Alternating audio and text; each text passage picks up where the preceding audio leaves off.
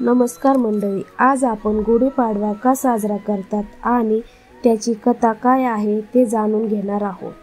चॅनलवर नवीन असाल तर चॅनल सबस्क्राईब करा आणि बेल आयकॉन ऑन करा. चला तर मग व्हिडिओला सुरुवात करूयात. 3.5 मुहूर्तापैकी एक मुहूर्त आहे. या दिवशी दारी गुढी उभारण्याची परंपरा आहे. गुढी हे विजय आणि समृद्धीचे प्रतीक असल्याचे मानले जाते.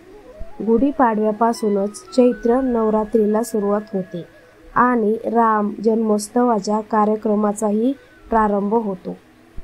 गुढीपाडवा साजरा करण्याचे एक कारण महाभारतामध्ये सुद्धा सापडते.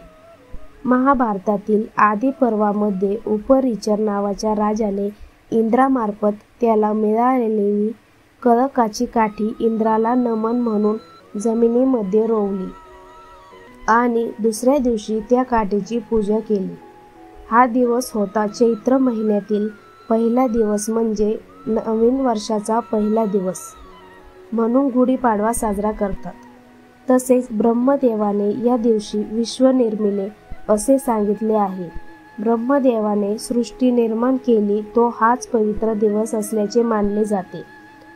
पुढे सत्ययुगाची सुरुवात झाली आणि म्हणूनच नूतन वर्षारंभ म्हणून चैत्र शुक्ल प्रतिपदा म्हणजेच गुढीपाडवा साजरा केला जातो. एका कथेप्रमाणे भगवान विष्णूंनी मत्स्य रूप धारण करून शंखासुराचा वध केला. त्या मत्स्यरूपी विष्णूचा जन्म चैत्र शुद्ध प्रतिपदेचा असल्याचे सांगितले जाते. शंखासूर नावाचा सागरापासून उत्पन्न झालेला बलाढ्य राक्षस होता. या राक्षसाने जबरदस्ती वेदहरण केले आणि तो सागराच्या तळाशी दडी मारून बसला. तेव्हा देवी देवता ऋषी मुनींनी क्षीरसागरामध्ये योग निद्रेत असलेल्या भगवान विष्णूंना जागृत केले आणि शंखासुरास धडा शिकवण्याची विनंती केली. भगवान विष्णू मत्स्यरूप धारण केले आणि ते शंखासुराचा शिरच्छेद करणार इतक्यात शंखासूर म्हणाला की भगवान, आपल्या हातून मज मरण यावे याकरिताच मी वेद पळविले. आपण माझा वध अवश्य करावा, परंतु माझी एक इच्छा अशी की माझे कलेवर तुम्ही नेहमी आपल्या डाव्या हातात धारण करावे.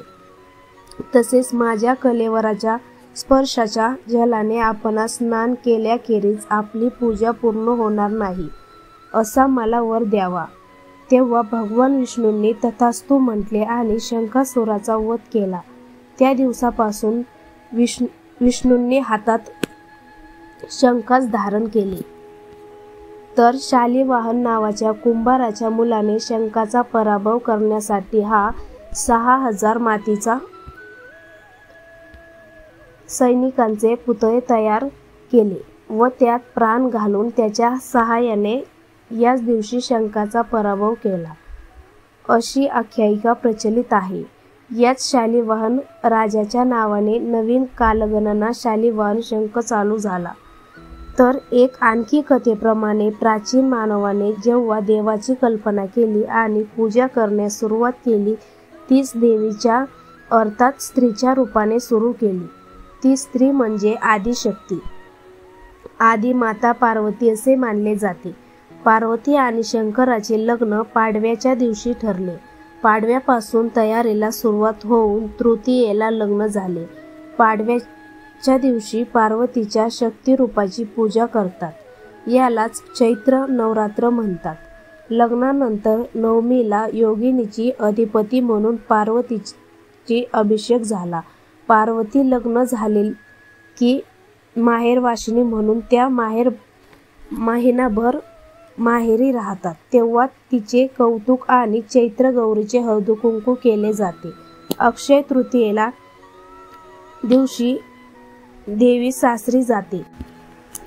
श्रीराम अयोध्येला परत आले म्हणून हा सण साजरा केला जातो. प्रभू रामचंद्रांनी 14 वर्षे वनवास भोगून लंकापती रावण व राक्षसाचा पराभव करून या दिवशी अयोध्येत प्रवेश केला. गुढी म्हणजे फक्त ब्रह्मध्वज नव्हे तर विजयध्वज देखील आहे. जेव्हा श्री राम लंकेवर विजय मिळवून अयोध्येला परतले तेव्हा प्रजेने त्यांचे स्वागत ध्वज उभारून मोठ्या आनंदाने केले. चैत्र शुद्ध प्रतिपदेच्या दिवशी प्रभू रामाचा 14 वर्षाचा वनवास संपला होता, म्हणून हा दिवस साजरा करतात. तसेच असेही सांगितले जाते की चैत्र शुद्ध प्रतिपदेला प्रभू रामाने वालीचा वध करून त्याच्या छळातून प्रजेला मुक्त केले. तो हा विजयोत्सवाचा दिवस. घरातून वालीचा आसुरी शक्तीचा रामाने दैवी शक्तीने नाश केला. यामुळे पण गुढीपाडवा म्हणून साजरा होतो.